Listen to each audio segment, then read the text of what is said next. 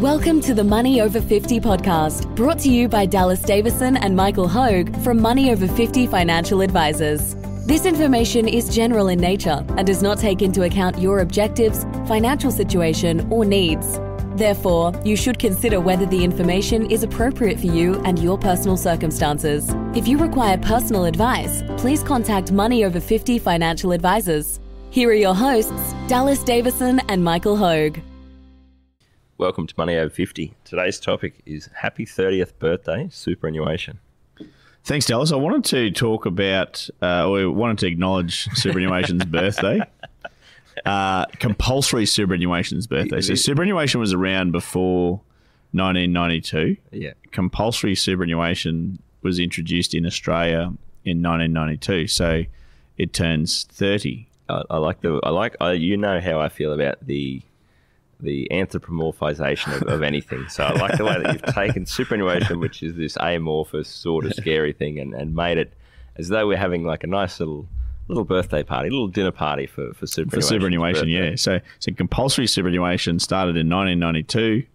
At the time, the Super Guarantee legislation was introduced. It was a mandatory 3%. So employers needed to bank a 3% contribution rate for the employees, and around that, not long after that, there was about $148 billion of combined superannuation savings in Australia.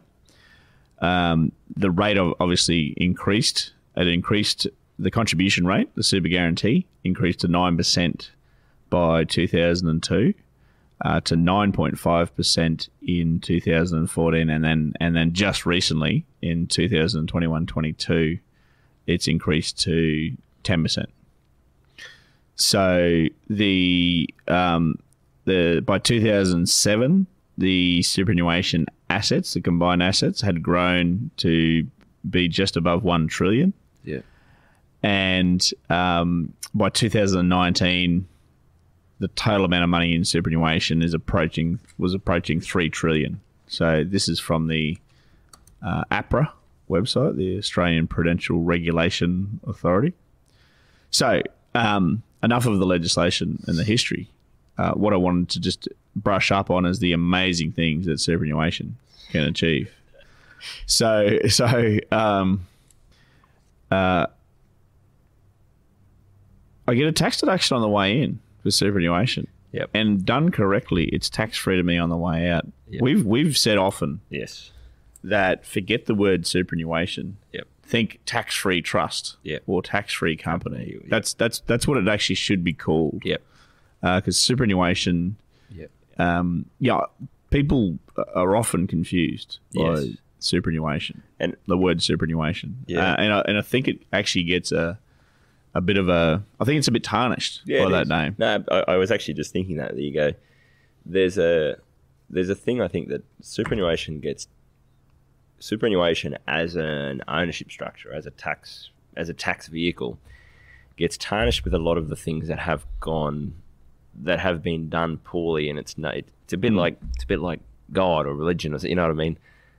There's a lot of horrific things that have been done in the name of superannuation that aren't actually anything really to do with it. So you have a look at historically. I was having this conversation with a client the other day where they were basically saying in the early days superannuation was a way that dodgy financial advisors could get their hands on some money, and it's sort of true. Like there was a lot of either financial advisors or fund managers or someone along the chain there somewhere who was trying to clip the ticket and provide a substandard offering, a substandard investment package, and get paid a lot of money for not much work. And so now, I guess this is your point though, superannuation's been tarnished with some of those things, or the way that the superannuation fund automatically invested the money was very poor. It didn't grow, for example. That's also a thing that happened in the past.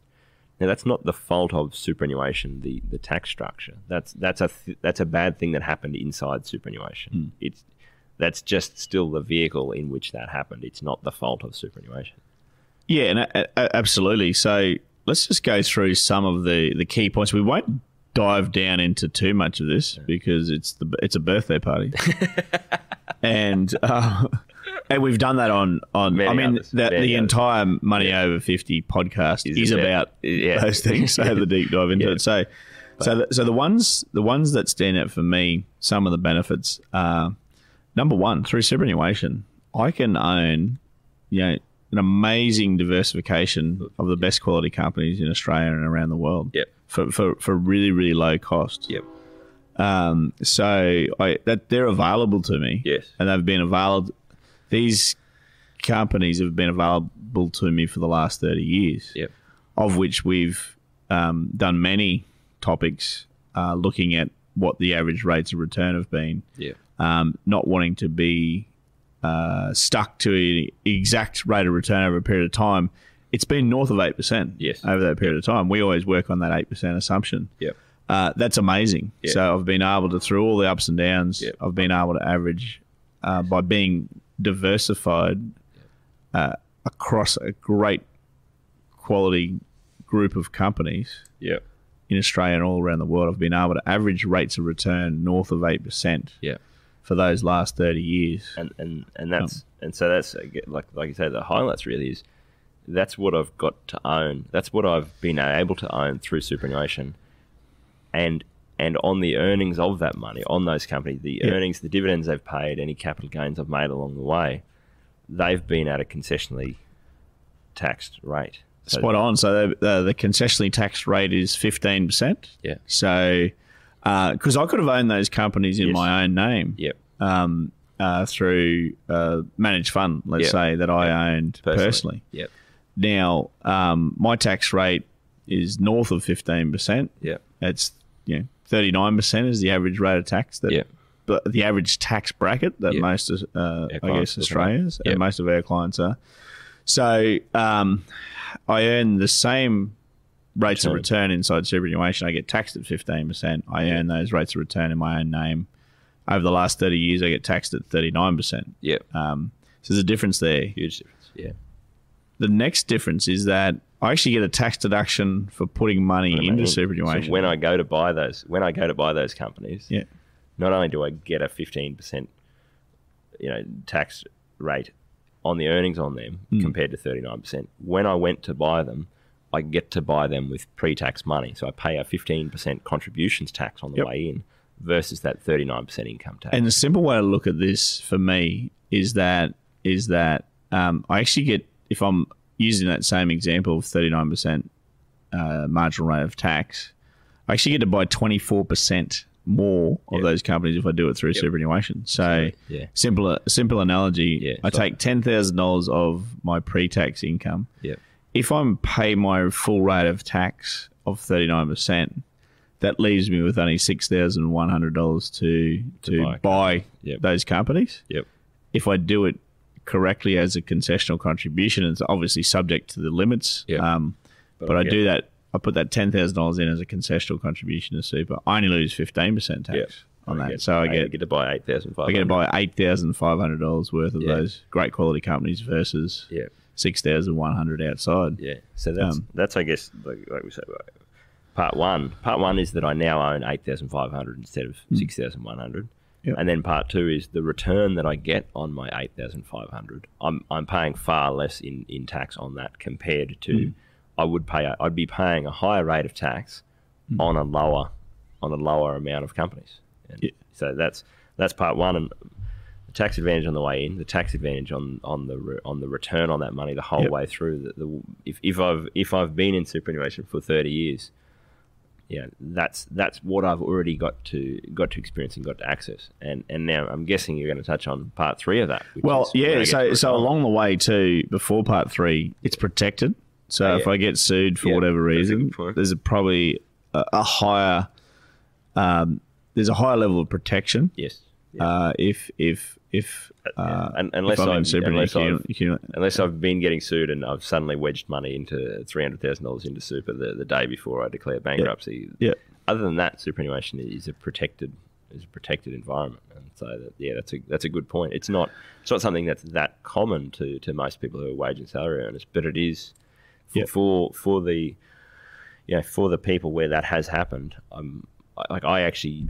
know I have a client that has been bankrupted in the past, and I know that you don't think that's valuable until it's required. And then all of a sudden it's the most valuable thing in the world. Absolutely. So part 3, the catch. There must be a catch. I must pay tax on the way out. No. So here's the really beautiful thing. So I get a tax deduction on the way in. I pay lower tax rates along the way. If my marginal rate of tax is above 15%, which for most people it is. In fact, 39% to 15% is a common, comparison factor there. And number 3, once I'm 60 and over, it's completely tax free. Can I pull all my money out tax free? Absolutely, I can. Would I do it? I wouldn't, because I want to own it there. I want to flick the switch. Want to meet a condition of release after attaining the age of 60, where I can now move my superannuation into a superannuation income stream. The rate of tax on the earnings then drops from 15% to 0%. And I can draw tax-free income out of that superannuation income stream that doesn't show up on my personal tax return, which allows me to actually go out and work part-time at much lower rates of tax if I want as well.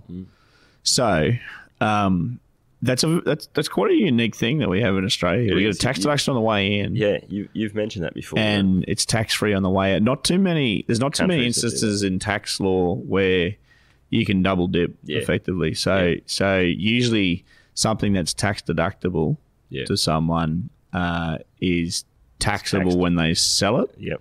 Or if it's not tax deductible to them, then it's not taxable when they sell it usually. So in Australia, we have a unique thing here where we do get a bit of a double dip there. We get to put money into superannuation and cut our rates of tax down from, say, 39% to 15%.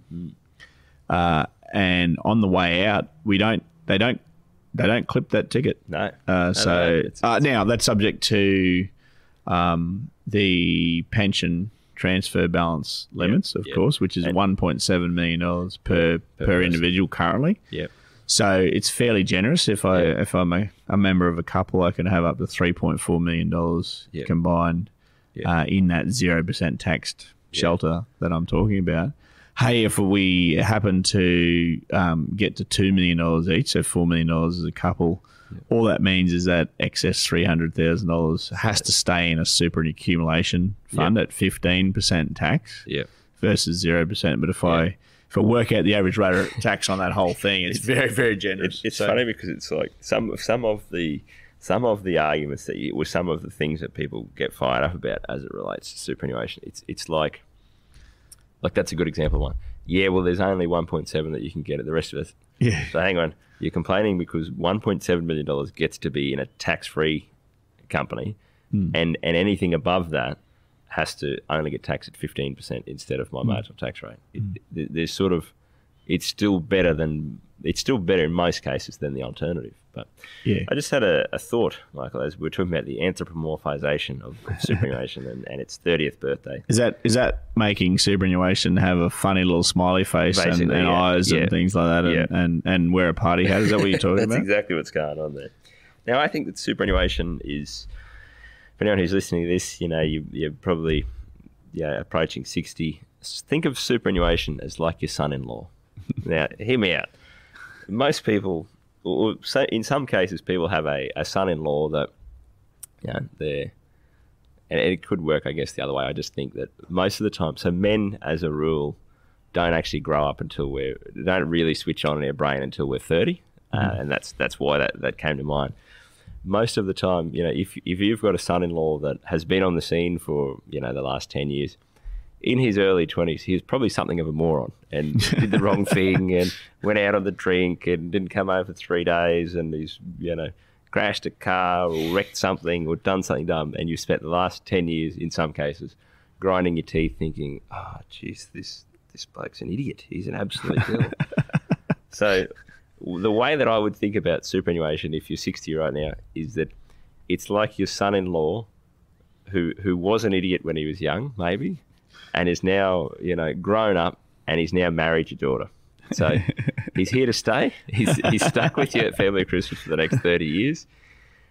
You can either look back on the way that you thought about him when he was 15 or when he was 20, when he was, young and wild, or you can look at him as he is now and go, okay, he's 30, he's mature, he's responsible, he brings a lot to the table, he's a good provider, he's a good father, he's a good husband, he's doing these things right, he helps out, he does all these things, and the reality is he's here to stay. He's all you've got as a son-in-law. So the analogy the reason I use that analogy is that maybe you do want a son-in-law who, for example, instead of getting $1.7 million into this tax-free, well, I'd prefer it if we could get $3 million into this tax-free company. Well, you don't have that. All you've got is superannuation. It is the most tax-effective vehicle for anyone who is accumulating retirement savings in Australia. That's bar none. There is no other entity, there is no other structure that is as good as superannuation. And that's all you've got to work with. So whether you like superannuation or whether you don't like it from just an emotional, instinctive point of view, or whether you like it but wish there was something else different about it, or you wish the limits were different, or you wish that it was structured differently, or you wish you could do different things, or you could get at it earlier, or whatever you wish, it's here to stay. It's married your daughter. It's sitting there at the table. So you might as well come to terms with it and get along with it. Great place to wrap up, Dallas. That was fantastic. Happy birthday, superannuation. Thanks for listening. Thank you for listening to the Money Over 50 podcast with Money Over 50 Financial Advisors. For more information and resources, visit the Money Over 50 website, mo50.com.au. We look forward to catching up again soon.